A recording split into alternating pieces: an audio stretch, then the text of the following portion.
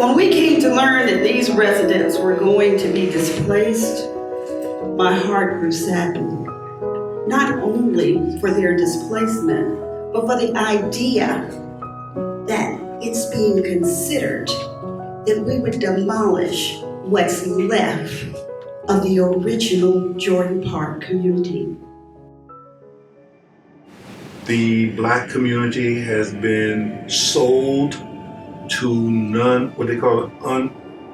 the owners are non-occupants. They own the house, they don't occupy the house. So the home ownership level has decreased. Will there even be a Black community? Will there even be a Black South St. Pete 2 years from now? At the rate things are going under this administration of Rick Kreisman, the mayor, and the whole gentrification scheme that they have going on right now? Absolutely not. We often see that artists and musicians are at the forefront of gentrification, and that's something we see here in St. Pete. When we look at 22nd Street, I see gentrification happening there. We're going to be pushed out. That is what it's always meant historically.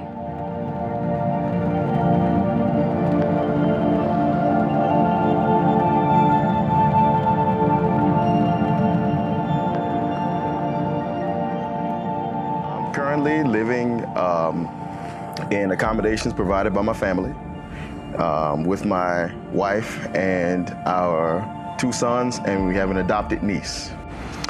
What got me there was a series of events, beginning with a unlawful charge of a foreclosure. I was unlawfully foreclosed upon for a house that I didn't own, a house that was robo-signed by Citibank. It happens to people all the time. It's an illegal foreclosure, but when you're a poor person, then you don't have the means to fight a system that's disproportionately parasitic against poor people. So that leaves me in a position where then I had to rent. But having to rent with a foreclosure on your record leaves you with very few options.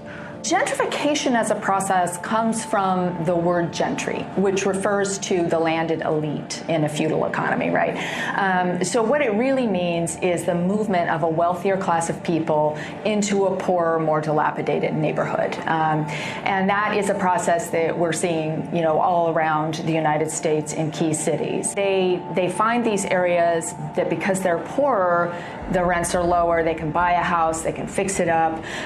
So they're bringing their investment potential into the neighborhood, which can be a good thing, right? So we can watch neighborhoods be sort of cleaned up and the houses get repaired, and they also bring with them money that then usually results in better schools, more services.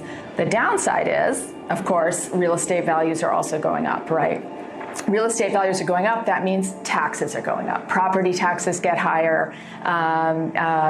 The cost of living is going up, the cost of rents is going up. And so the downside is that the people who live in the neighborhood can't afford to live there anymore.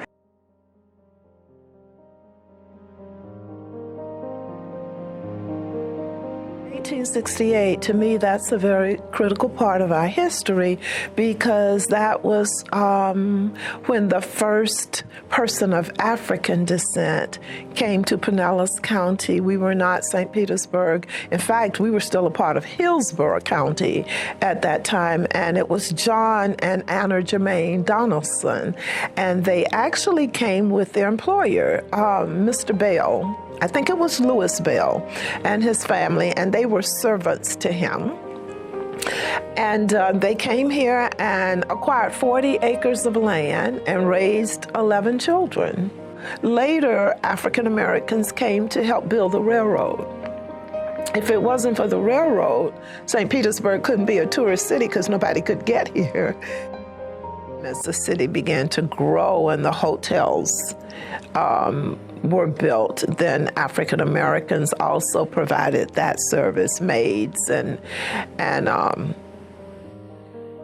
janitors. And as the restaurants came about, of course, African Americans were servers there. What was interesting, though, is even though they worked in the downtown hotels and businesses, after a certain hour, they were not expected to be seen downtown. we were relegated to a certain area. Black people couldn't live out of these little boundaries that had been set for us. St. Pete's tourism was beginning to boom, and it was come to the city where the sun shines all the time. And the Evening Independent newspaper actually would give away a free paper on any day the sun didn't shine, because supposedly the sun shined every day. And believe it or not, there were very few days they had to give away free newspapers because the sun does shine a lot. And so it was come here, you know, you had the shuffleboard, you had the beaches, and you had the green benches. And the green benches were back to back. So, you know, one would be looking this way and one would be looking that way. And it was a sign of hospitality, just come. And so we were talking last night at the museum that when you talk to people about the green benches, there are two different stories. Some people have these wonderful memories of sitting on the green benches, being with their parents downtown and their grandparents and getting ice cream or getting something and sitting on the benches and watching people go by and you know, people watching and all of that. And then you have the people who could not sit on the green benches. And so our memories are so vastly different.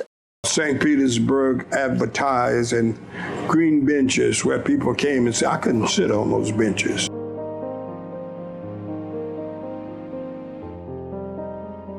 The University of Florida, and I need to say this, you wouldn't allow the black teachers to come there for their master's degrees. So they would give the black teachers a stipend as long as they agreed not to integrate. Now in 1914, it said that they speedily lynched Evans so that they could say to the North, it's safe, keep coming. You know, we caught him, he killed a white man, and we caught him, and it's safe. So 22nd Street was our central avenue, and it was a place you could shop with dignity. You came on 22nd Street for so many reasons. If you were a teenager, you went to Chubby's Corner, where they had a jukebox, and you put money in it, and music would play, and you dance, and there was an ice cream soda fountain there, and that's where young people hung out. You came to 22nd Street to go to one of the black theaters, the Royal Theater. We had all kinds of places to eat. We had Snow Peaks. Snow Peaks was right across the street from the Manhattan Casino. It's a vacant lot now. But it had a sign that was an ice cream cone with the swirl ice cream, because that's what they served. And that sign would light up, so that was Snow Peak. But they also sold, they cooked hamburgers and hot dogs and French fries and chicken gizzards, which was just great. And it was not a go in and sit down place. It was a drive up. So you parked, got out of your car, went to the window, ordered your food. My dad would take us there for ice cream on Sunday after church. As a teenager, you'd hang out there. What was neat about it, it was right across the street from the Manhattan Casino. And back in the day, we didn't have air conditioning, and the Manhattan Casino was on the top floor of the building. And that's where all the musicians and vocalists came, from Ella Fitzgerald to Sarah Vaughan to Dinah Washington, Mahalia Jackson, Duke Ellington, Cab Calloway, James Brown, anybody, Bobby Blue, anybody, whether it was blues or jazz or gospel, it did not matter. That's where you came.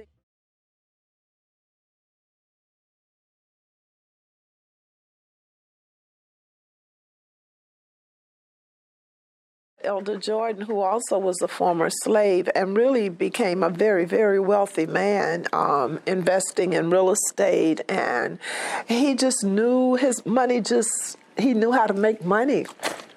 And his grandson lives here now.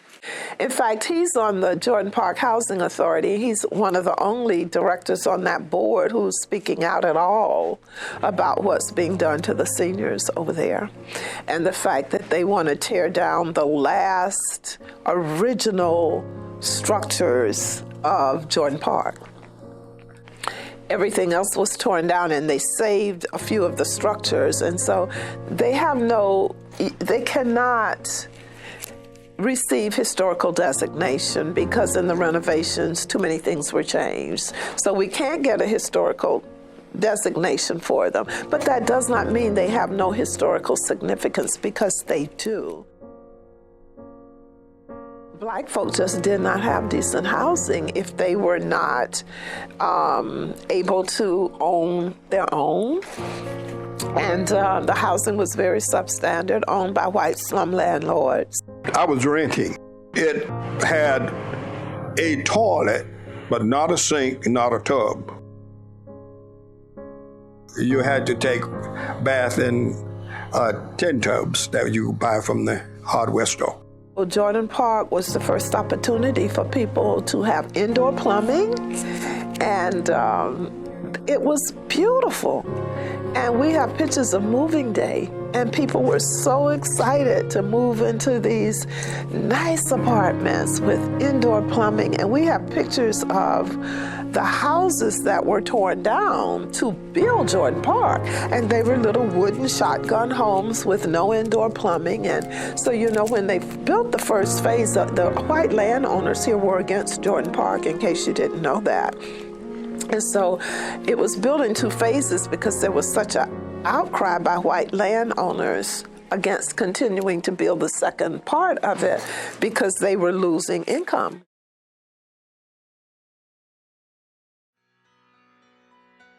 St. Petersburg was on the map for showing resistance. St. Petersburg was on the map and showing equal pay or equal work in the 60s. It was in 1968 that we had the sanitation strike, which I think is incredibly important. And that was once again just like the one in Memphis. They wanted more pay, and they weren't going to give it to them, so they just struck. And of course, when the garbage started piling up downtown and on the north side, and all people said, pay those. They didn't realize that they were very, very important people. And seeing Judge Sandlin, who eventually became Judge Sandlin, but then as Attorney Sandlin, I saw him leading the marchers of the garbage men strike of St. Petersburg. That to me was a significant visual. We had somewhat of some riots here in St. Pete where the police department brought in a armored tank that spewed out tear gas and had riot guns. And I actually could show you a picture on my phone of, we just found it again, of my brother in the backseat of a police car with his hands handcuffed behind his back and his best friend at the trunk of the car being arrested. And that was a roundup of black young people like you've never seen in light of that riot. Police shot a guy who was unarmed, and a lot of the young people went rioting and burning down places and stuff like that. My brother's treatment by the police and what he saw turned him against the police, so he actually had a hatred for the police like you would never believe. I walked the street to try to get people to calm down and let's do it another way. We didn't experience police brutality when it was our own people policing us. The Courageous 12 were 12 of the police officers who fought for the right to be police officers in every part of the city, to be able to get promoted, to be able to, because they were so limited and everything, and they actually risked their lives and their jobs. Not all of the police officers joined the Courageous 12. So then we move on into the 70s, and we have the interstate, you know. So it's just like the interstate in any part of the country. They take it through communities of color. Typically, the land is cheaper. Typically, you know, that community is expendable, disposable. And so we have the interstate coming through. The interstate and the dome, but primarily the interstate, eradicated any physical structure of significance, almost any, of significance in my childhood. So when I tell my children about the church where I was baptized and married, their father, the church isn't there. When I tell them about the private school that I went to as a child, it's not there. When I tell them about the apartment building my parents lived in when I was a child, it's not there. When I tell them the first house my parents built, it's not there. When I tell them about the home that their father's family had where we lived initially when we were married, it's not there. And I can go on and say the parts of my life that were very historic and important and significant. The physical structures are not there. That's how devastating the interstate was to our community.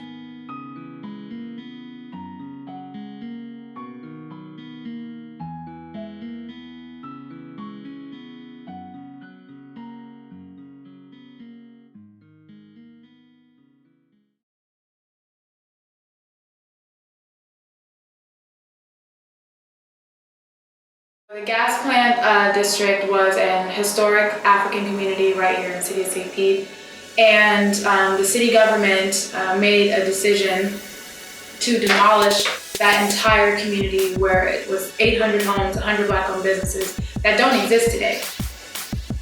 The city lied to us. I'm going to be just bold and courageous because that's what I am now. I think it was a lie because I think it was intended from the beginning. So I believe they lied to us. I think the baseball stadium was always the intent. They destroyed that community and they promised the people, you know, jobs, light industry, all those different things, and they lied. The people didn't receive anything. As you can see, there are no jobs or anything like that, and they built a sports complex before they even had a baseball team. When they first started acquiring the land, they said they were going to build like an industrial complex that would provide jobs and bring business and to that part of the community. Now, the jobs weren't promised only to Black people, but of course, Black people would get some of those jobs, and so that took a little bit the sting off of losing your home. The dome was a proposal for bringing baseball into St. Petersburg and building the Tropicana Dome. It was supposed to eliminate drugs. What was an high unemployment area was going to become a great job opportunities for people. It was going to just be the best of everything, but the Black community had to sacrifice its land and buildings in order so that the city could build this economic force. The Tropicana Field baseball stadium and the destruction of that Black neighborhood there has not been good for the city. Mm-hmm. It hasn't even been good for the general white population. Right. The only people it's been good for is Stu Sternberg, who owns the Tampa Bay Rays, and Rick Kreisman, and a few other people. The guy who owns Burg Sports Bar. Mm-hmm. That's the only business that has benefited from the existence of the Tropicana Field. On big projects, it's not unusual for residential to be the dominating land use. And this is an area like in that building I showed you where there are residential and office buildings mixed together. You can have workforce housing, education, and jobs all in this vast area. And these are buildings that look something like this. And we're very much promoting buildings that are almost like loft buildings.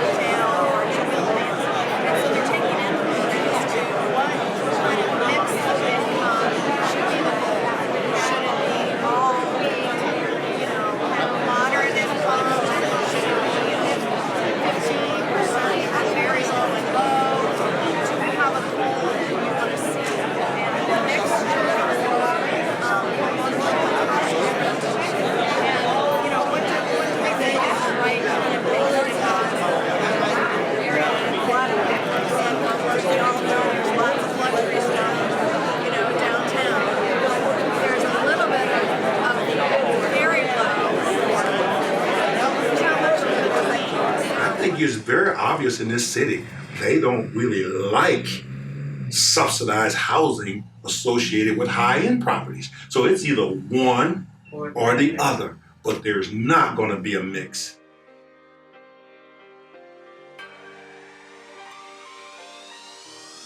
CURE specifically is Communities United for Reparations and Economic Development, and it is led by the African People's Socialist Party. And what, the leadership of all of our organizations is the party, and, generally out in the world it's known as the Uhuru movement, but the Uhuru movement is, consistent upon lots of different organizations and institutions.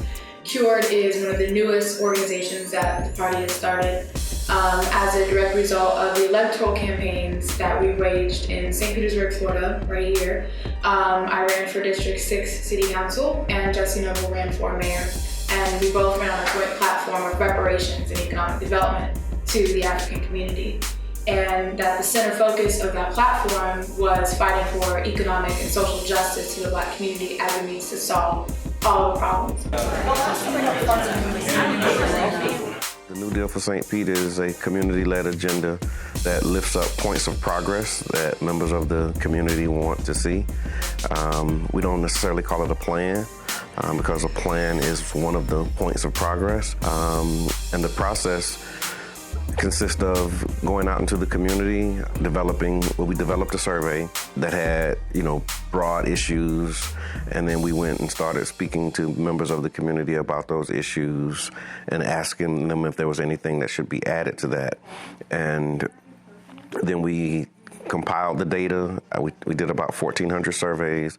We compiled the data and then prioritized the issues based upon the feedback that we got from the community. All of our properties are very historically qualified as historic sites, and we've just been shooting the ball. Well, and the new construction that will have the apartments, our target market will be single females who have been incarcerated, who have come out and been in transitional housing, but they have some skill, need to do some additional training. So they're at a level, say a tier level 3, if you will, where they need a safe place to live so that they can either get additional certification, go to college if they want to, get additional training. We're going to be down the street from Commerce Park. There will be job opportunities hopefully there. We're next door, fairly close to the John Rube Clark Health Center, so they can get their health needs met. St. Pete College is right across the street. Certifications are being done at the Jamerson, I think, building they refer to it. So it's all within walking distance. On the commercial floor, we will dedicate half of that space to, and for lack of a better word at this time, urban farming. I head up the committee, and the committee is focused on community wealth, which always involves cooperative business development with an emphasis on a grocery co-op. We're not doing it. We're meeting some of the criteria, but we're not hitting the criteria of how to develop community wealth in St. Pete. So I still think we have a lot of work to do. We need to get in front of them. We need to let them know there are other approaches to take to building community wealth. I saw a real opportunity here to advance community wealth through cooperative ownership, because I understand that many, many cities are funding cooperative business development. So what we did is came up with, we've been informing the city how they can fund cooperative business development and to help make that a reality for people to own their own businesses.